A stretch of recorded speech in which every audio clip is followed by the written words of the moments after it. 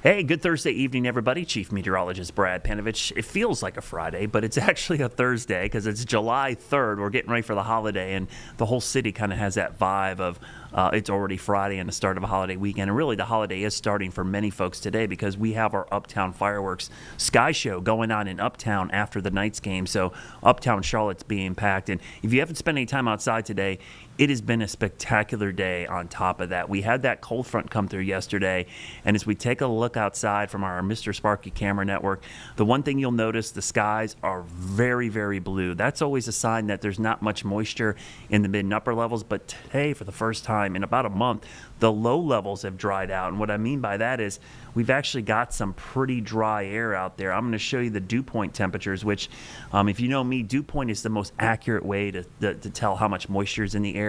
It really tells you a lot about what it feels like. Now, briefly, we had dew points drop into the upper 50s, but right now, a lot of areas in the low to mid 60s.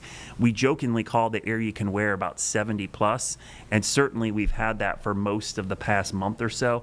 I'll show you the trend, though. This kind of shows you how things evolved today. So last night, it was sticky. I mean, if you woke up this morning, it was nasty. The dew point was around 70. You felt it walking out the door, but as the day has gone on, that north wind is blown in and dew points fell into the low 60s. And you can see between 3 and 5 p.m., that's almost an unheard of territory to have dew points of 58 degrees in the month of July. I looked back. The last time we had that there was one day where it briefly dropped in the 50s in mid-June, but you really got to go back to that first cool snap we had at the beginning of June where it started off nice and cool. That's the last time we had significantly drier air like this. But it is hot. That's the thing. If you've ever been to the desert Southwest, they love telling you it's a dry heat. Jeb knows a lot about the dry heat. He's a big fan of it. This is a good example of it. And even for them, this would be kind of sticky. It's kind of ironic. I was looking at the desert Southwest, the monsoons going on out there. In Phoenix, they actually had dew point of 70, so that's pretty gross for them. For us, we're actually getting some desert-type dew points, so it actually feels pretty good out there. So let me look at the forecast tonight for you. Tonight, actually not bad. If you're heading uptown to Sky Show, I'll show you the hour by hour in a second, but low 70s tonight. Tomorrow for the 4th, it's going to be a hot one. Yeah, temperatures back into the low 90s, but again, that dry air is going to be sticking around. And so it's going to feel a little bit cooler than that, especially if you're in the shade. And the good news is once we get to the sunset time frame, we will see some comfortable conditions. So uptown, as I mentioned tonight, we've got Sky Show going on tonight. It's kind of weird. I know people were confused. Why is it on the 4th? Well, it's been for the last 11 years, I believe, they partnered with the Knights, and the Knights aren't home tomorrow. They're only home tonight, so they're doing it on the 3rd. It's right after the Knights game, but when it gets dark, and it actually doesn't get dark until about 9:30, 9:40, because the sun doesn't set till 8:42. You get about a half hour to 45 minutes of twilight, so not great for fireworks until it gets really dark out there. So my guess is it'll probably be between 9:30 and 10 o'clock when those fireworks actually go off. Tim's going to join me in a minute, but we're going to talk about this briefly here because going into the weekend, we're dry. But by Sunday, I'm going to go fast forward through this because there's really nothing to show you tonight, tomorrow, or even Saturday. But watch what happens late Sunday on our Futurecast. We start to see some moisture creeping in. And that's actually possibly coming from a system on the coast. Right now, there's a 60% chance of a tropical or subtropical low-pressure system developing on the coast. And it honestly doesn't matter what it's called or what it ends up being. It's the impacts that matter. We focus on weather impacts here at WCNC. And the impact is primarily going to be scattered showers, not the heavy rain you would associate with the tropical system, because I'll show you why. The low is technically over Florida right now, and tomorrow they might actually send a hurricane hunter plane out there to investigate this area, primarily because it's already over Florida. It'd be an easy trip for them. They don't have to fly too far. But you see the low, it's actually not very strong. In fact, you see the swirl there. I'll grab my cursor. Right there, you could see the swirl, but it's kind of what we call naked, meaning there's no showers or storms on the south or southeast side, just maybe one rain band. So that tells me there's a lot of dry air that's going to get pulled into this system. And as it goes through time, it could drift into the Carolinas, and that could bring rain. But look at, it's pretty scattered. I mean, there's a band there, but even on the coast, it'll be breezy. and that southeast wind will likely bring some pretty good rip currents, but not a ton of rain. In fact, most of the heavy rain, if there is any, is going to stay offshore. And when we look at the 7-day rainfall forecast, you notice there's a big surge and kind of bullseye offshore. That's where the bulk of the rain is. But look at eastern North Carolina and the Outer Banks. That's pretty heavy rain there in spots. But it's not all from the tropical system. Remember, this is a 7-day forecast. So the tropical system rains are probably going to be Sunday and Monday. But we're going to see another front approach on Thursday or Wednesday to Thursday, and that's when we possibly could see another round of rain. And a lot of that rain is going to come from that front, not the tropical system. So if you have plans to go to the coast, I've been telling people for the last couple days, don't change them, don't cancel them. This is not a cancel your beach trip type of setup. This is probably just going to increase your rain chances for Sunday and Monday, and then a break, and then another chance of rain on Wednesday from a completely different system, a cold front, and then Thursday, Friday could be fine. So anytime you go to the beach, it's never going to be 100% dry, but it rarely is 100% chance of rain either. So you just kind of deal with that over time as we go into a whole week at the beach. You're probably going to have one day you're going to deal with rain. So Tim and I are going to focus on this here in a minute, and Brittany's going to actually show us a little bit about this. But rip currents are going to be a big issue. Today's forecast on the coast, we had some high rip currents around Oak Island and the Wilmington area. Actually had a couple water rescues ongoing there right now, moderate for most of our coast. But look at what happens for Saturday, Sunday, Monday. High risk of rip currents. Rip currents can be very, very dangerous. They're kind of one of those things that I think we take for granted. They actually end up causing a lot of loss of life, and primarily for people that aren't from the coast. What happens, people travel out there, and there's been a big campaign for inland markets, and I'm talking about meteorologists, TV, in inland areas to talk about rip currents, because that's where people are coming from that are traveling to the beach. People at the beach are familiar with them. They know about it. But if you're coming from, let's say, Ohio, Kentucky, Tennessee, Western North Carolina, you may not talk about rip currents a lot, and you get to the beach and you don't know what's going on. So we'll be talking more about that coming up in a couple minutes, but that is going to be a risk on the coast. Now, the rain chances over the next couple of days, you'll see rain chances do kind of ramp up in the middle of the week. That's the front I'm talking about that actually could be a big player for us, even here in the Western Carolinas and at the coast. So just a heads up, the rain chances will increase next week. Outdoor plans this weekend, the skeeter meter, it's off the charts as well. They seem to be biting bad right now, so make sure you're using plenty of bug spray. Also, UV index will be high because of the dry air. It actually causes the sun to be a little more intense because we don't have the haze and humidity to kind of block it out as much as we do. So tomorrow for the 4th, if you got plans for a cookout, the pool, the lake, I don't know if you can ask for a better day. You want it warm, right? Low 90s, not a ton of humidity, so actually looks really, really nice. And we don't have much of a chance of rain, so I think we'll end up with some pretty good conditions. Let's do a long breakdown here of the forecast for the entire weekend. Friday, Saturday look great. Sunday, got a little bit of a rain chance coming in. And as we look at the 7-day forecast, which I will show you the long range as well, Charlotte FC is home match on Saturday. Great night. I think they're doing fireworks after that game as well, so added bonus there. Sunday, that could break our streak of 90-degree days. Today was 15 in a row. Tomorrow would be 16. We'll get to 17 on Sunday. Could we end at 17? I'd love to get to 18 just because that puts us in the top 10 and we could add it to our list, but we probably will be close, and then back in the 90s next week. And then you see the rain on Wednesday, Thursday. That's a pretty high rain chance this far out. You don't often see me put 70 or 60% chances of rain so far out, and that kind of tells you about the pattern. It looks like we get another front down here that could stall and maybe end up producing some scattered showers across the area. So we'll be talking more about those rain chances, the tropical system, as well as rip currents coming up in a few minutes with Tim Buckley. So hold on for a second.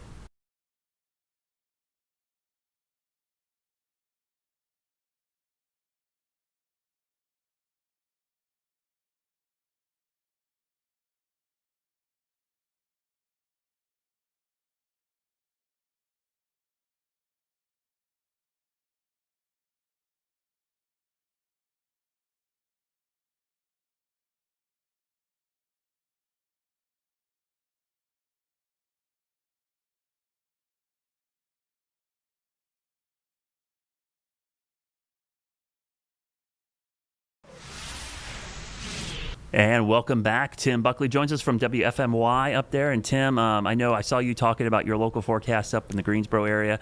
You ended with some talk of this tropical system, and that's where we're going to start today. I have a radar image over Florida right now, and I briefly want to show you because this is going to be a big story, I think, by the end of the weekend, and the rip currents will be a big part of this as well. So I think the rip current issue is going to be a problem we're going to have to deal with in many locations. So we'll talk about this in a second, but what are rip currents? Brittany Van Voorhees, our meteorologist here at WCNC, did a great weather IQ on this, explaining the threats of rip currents and why they're so dangerous, and then we'll discuss after she tells you a little bit in our weather IQ.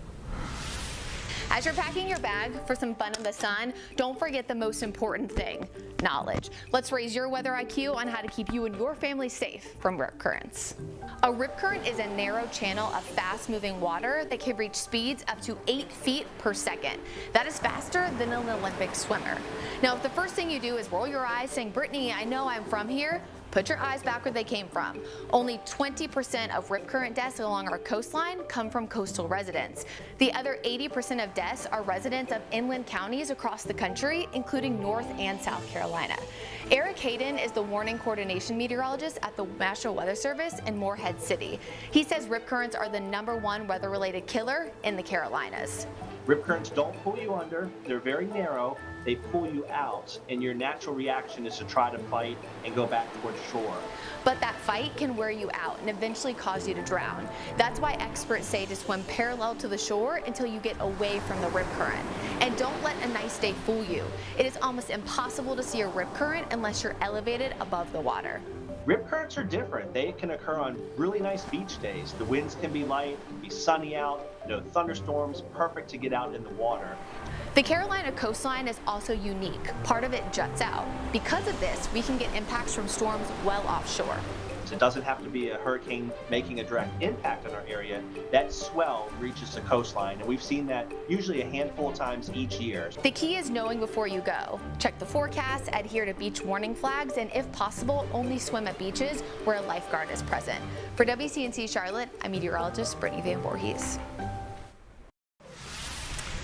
Thanks, Brittany. And Tim and I are back here. Tim, and you spent a lot of time on the coast as well.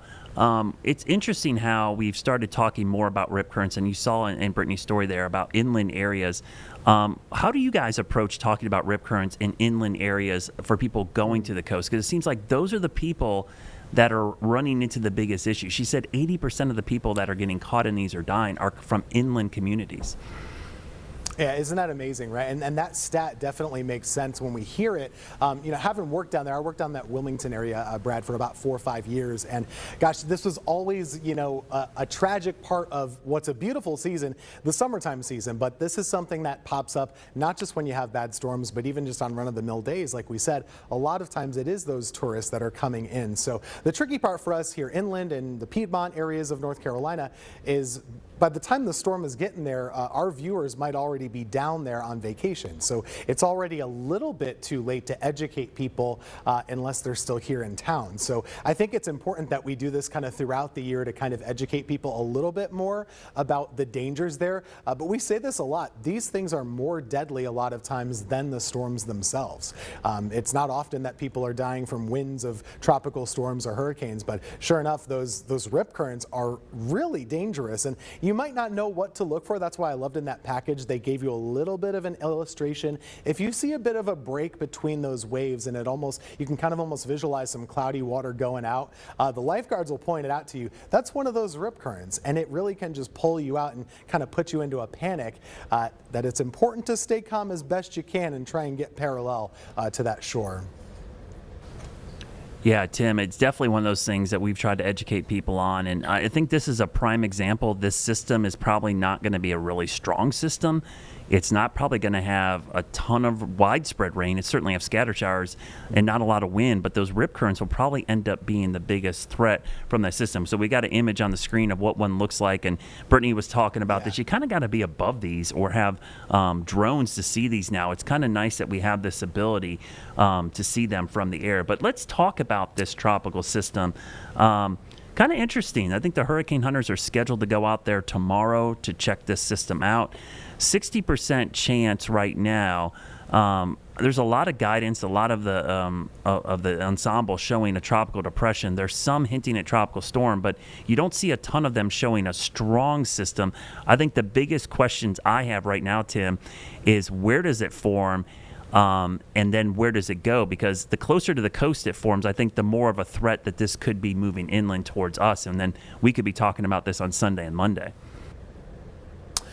I think Sunday, Monday is that kind of a wild card time frame, right? Even for the forecasts inland, right? Like some of our computer models are showing a little bit of that scattered rain kind of penetrating or getting in. So like you said, where does that center form is something that we're always dealing with as forecasters.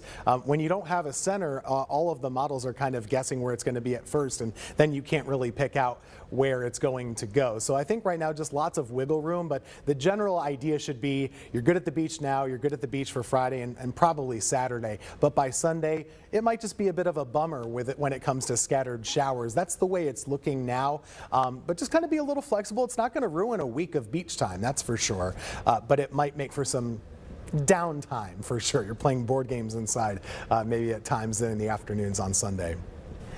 Yeah, so let's talk about that. I'm sure we talked about this earlier this week. We've gotten this question a bazillion times, and you probably have as well.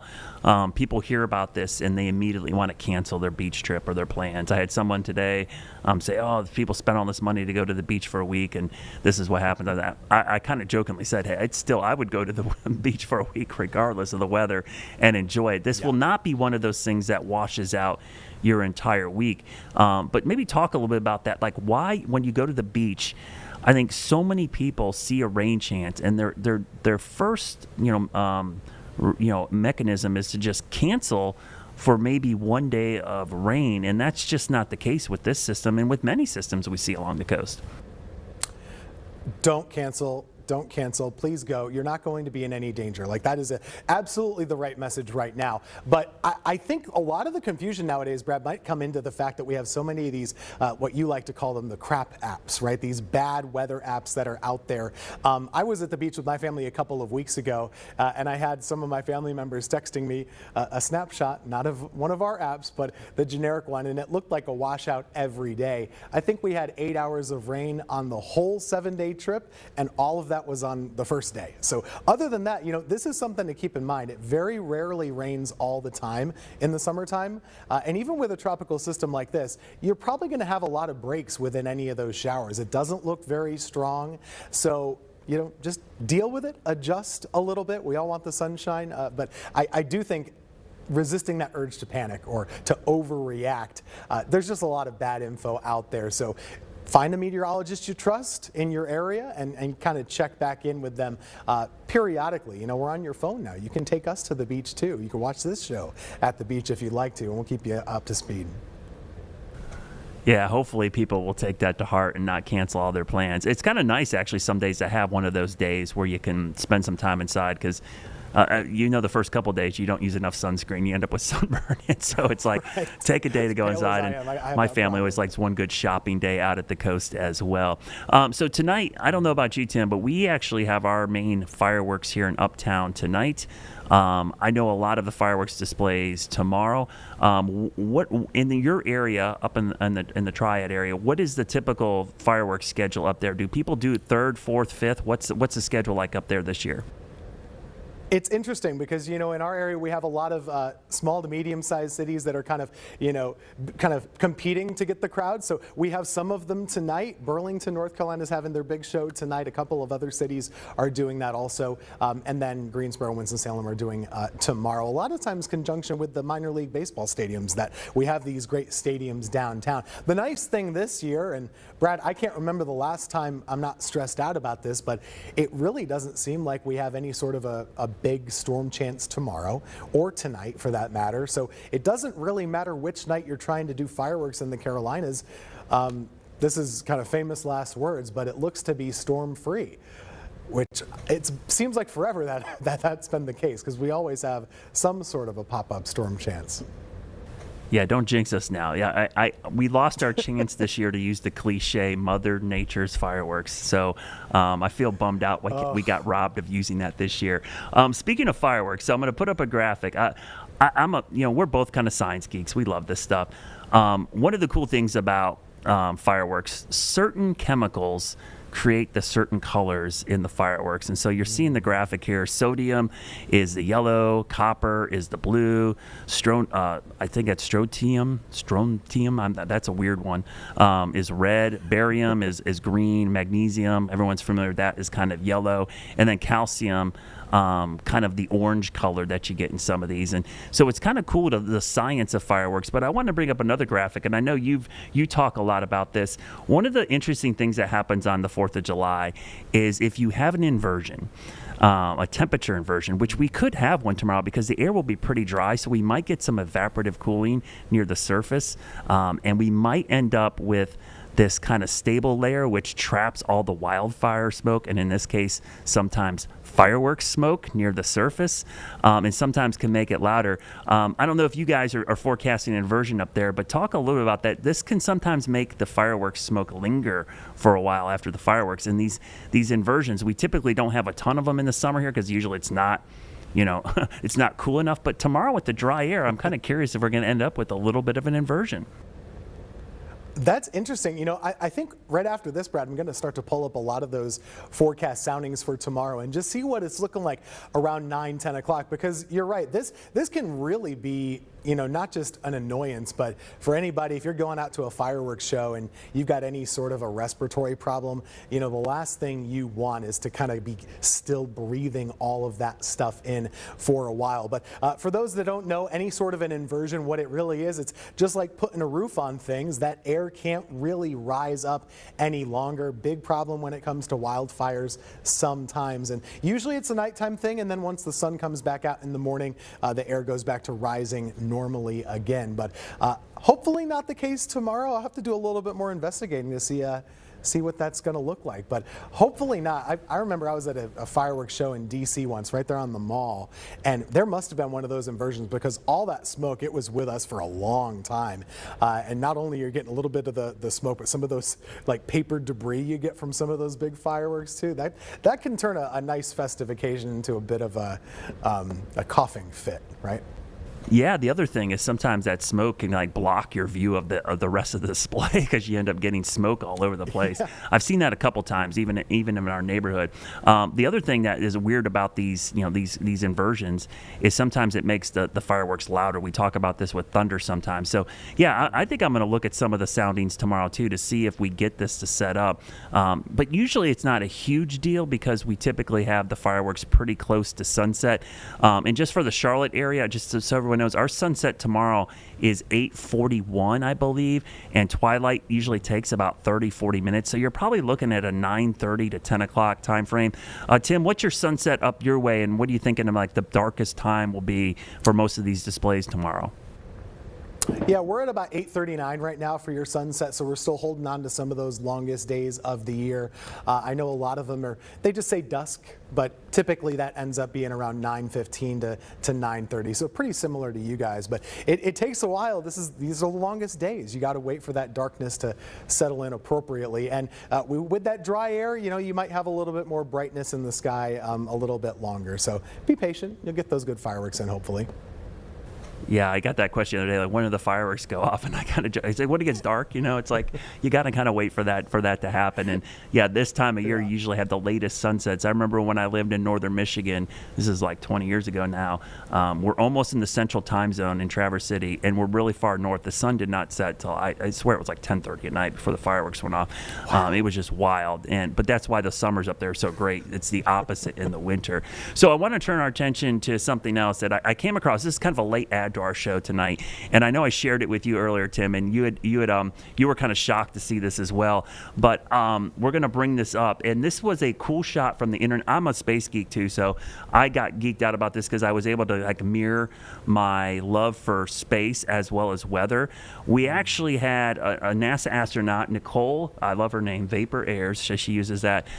She was on the space station this morning and over Texas in the Gulf of Mexico, Gulf of America, depending on who you are and what you want to call it. It's the Gulf.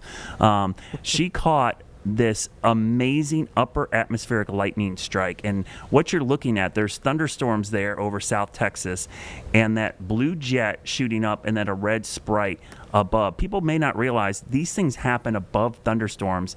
They're not always visible unless you're really far away. And in this case, she was able to catch this, and this might be the clearest image I've ever seen. It almost looks like it's AI. It looks so cool. But let's talk a little bit about this, and because I know a lot of folks are seeing this for the first time as well. How cool is this that we actually caught this on camera, and it was this morning? Well, I kind of had my jaw drop when I saw this first. And, you know, you just kind of mentioned it. I thought, well, wait a second, it's 2025. Is this an artificial image, or can we vouch for it? And thankfully, we know the source, and so it's real. But this is something that, Brad, I've definitely never seen this in that type of a picture form before. But sprites are kind of one of those weather phenomenons, these little like red things at the top in the image for the viewers. That's something that is kind of on like a bucket list for storm photographers. They might go years and years and really try and hunt these things down, not always able to see them on top of a thunderstorm in that way. If you could kind of talk about what are these sprites in the first place, and why are we even seeing them kind of above the cloud? Like what's the process behind that?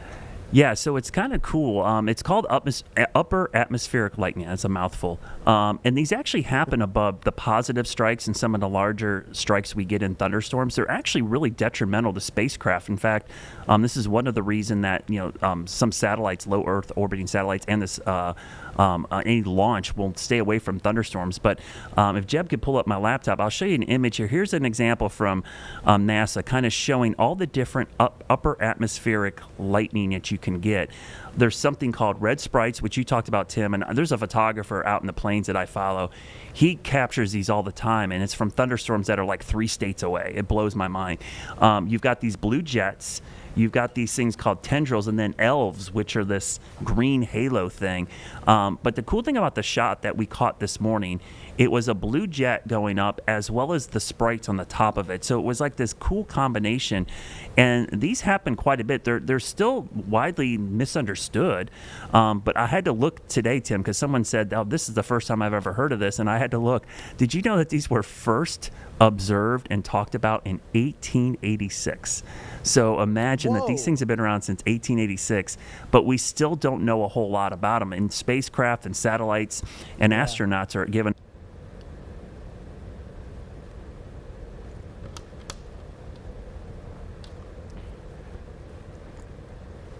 That's just amazing. Wow. Really amazing stuff. And that's 328,000 feet in the air, basically 100 kilometers up there. It's just like, whew. Your mind. There you go. Sorry, you couldn't hear me. I was talking. I was going to say that kind of blows my mind as well. Well, thanks, Tim. That was I wanted to end the show with that because it blew my mind when I saw that, and it's a great ad. Tim, I won't be here tomorrow. I will be gone. I hope you have a great 4th of July, and everybody else out there, stick around. Vanessa Rufus is coming up next.